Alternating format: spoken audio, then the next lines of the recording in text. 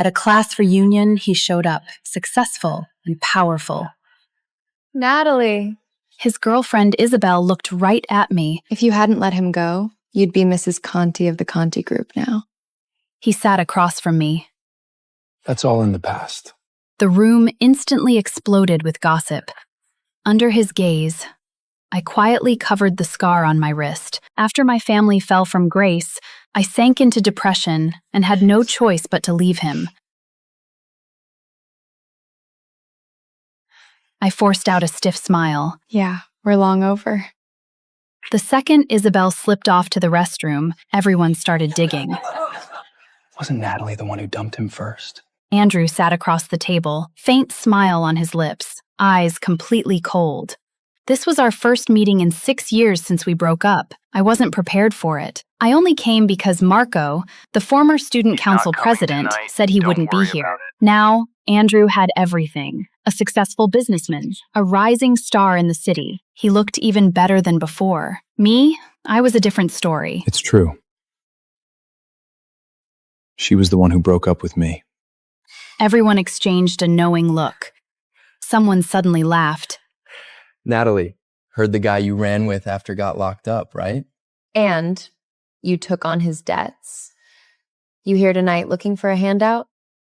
While the table laughed, Andrew's deep eyes stayed on me. Not a word. I smiled through it, didn't answer. My mind flashed back to the day I was screaming and shaking, being taken to a psychiatric hospital.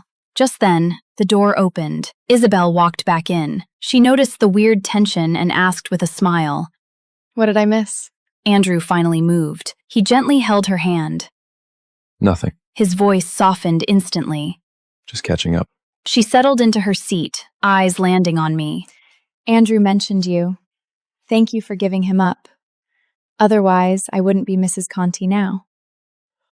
Several people couldn't hide their amusement anymore. Back then, my family stood at the height of its power. I was showered with admiration wherever I went. That jealousy never faded with time. Years later, it only became another reason to kick me while I was down. It's over. Stop bringing it up. The room went quiet. Anyway, thank you, Natalie. You have to come to our wedding. I quietly covered the scar on my wrist, then said numbly, Congratulations. Why didn't you just tell him the truth? The reunion ended early. He has a girlfriend. Silence on the other end. A girlfriend? Yeah. But you finally saw him. After everything you went through to get here, Ava, nobody waits in the same place forever. Some things lose all meaning if you say them too late. At that point, the truth only makes everyone sick. I'm letting it go. Okay.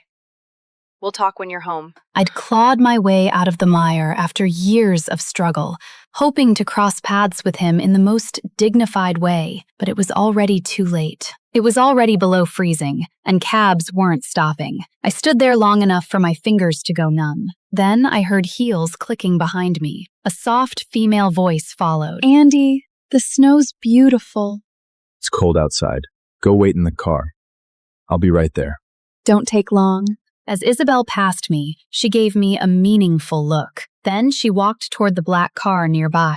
When she opened the door, the heirloom piece on her wrist slipped into view beneath the streetlight. My chest tightened instantly. The Conti family piece. The one I'd had someone return to Andrew the day we ended things. So she wasn't just his girlfriend. She was his fiancée. The crowd had cleared. Just the two of us left. My ride still hadn't come. And suddenly, my mind drifted back. The night we broke up, Andrew got into a car accident while rushing to see me. Marco called. Andrew's in the hospital. Is he in danger? If he wasn't, would you not come at all? Please look after him. Natalie, he got the overseas post. He's going to be something.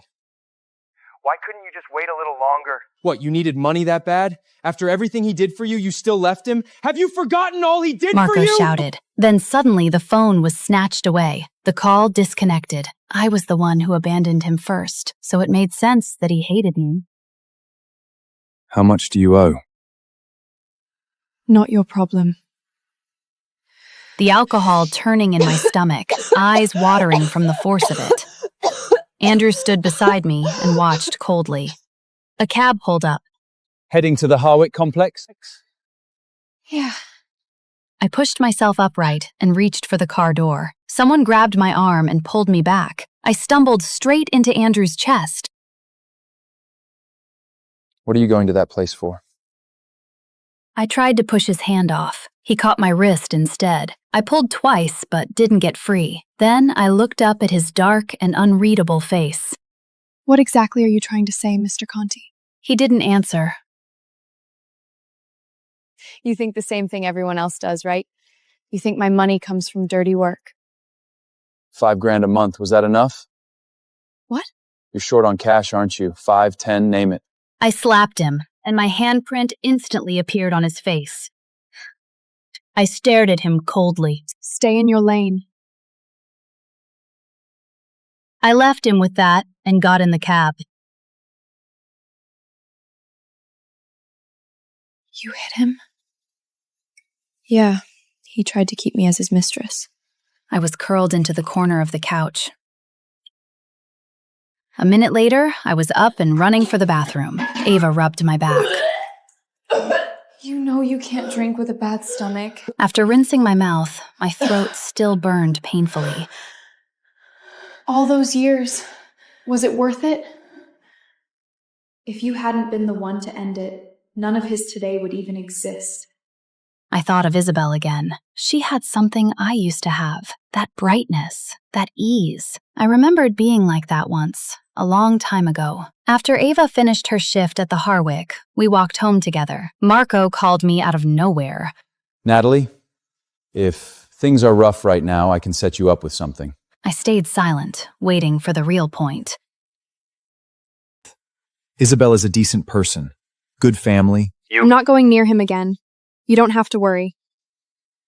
We just want Andrew to be okay. I know. The call ended. Ava's eyes were red. They don't know anything. I forced a bitter smile. It doesn't matter. I had to stay in the city a while longer, so I found a job nearby. During the interview, HR frowned at my file. You have a history of depression. In the past. Stable now. I have documentation from my doctor. Several companies before this one had run background checks and quietly dropped me after that. This one was small. That same night, I got the offer. I figured the reunion was the last time I'd have anything to do with Andrew. I was wrong. 3 days later, he suddenly became the new boss of our company. And my desk got moved directly outside his office door. I refuse. I stormed into his office. Fine. Submit your resignation to HR. I almost laughed. You're firing me just because I won't move my desk? I simply gave you a choice. Or did you think I wanted something from you? I choked on my words. I thought of I Ava want my arguing with free the landlord $50. over $50 the night before. I forced a smile. Of course not, Mr. Conti. You're a man of principle. I'm not worried. Good. Close the door on your way out. You turn your chair around. I don't want to see your face.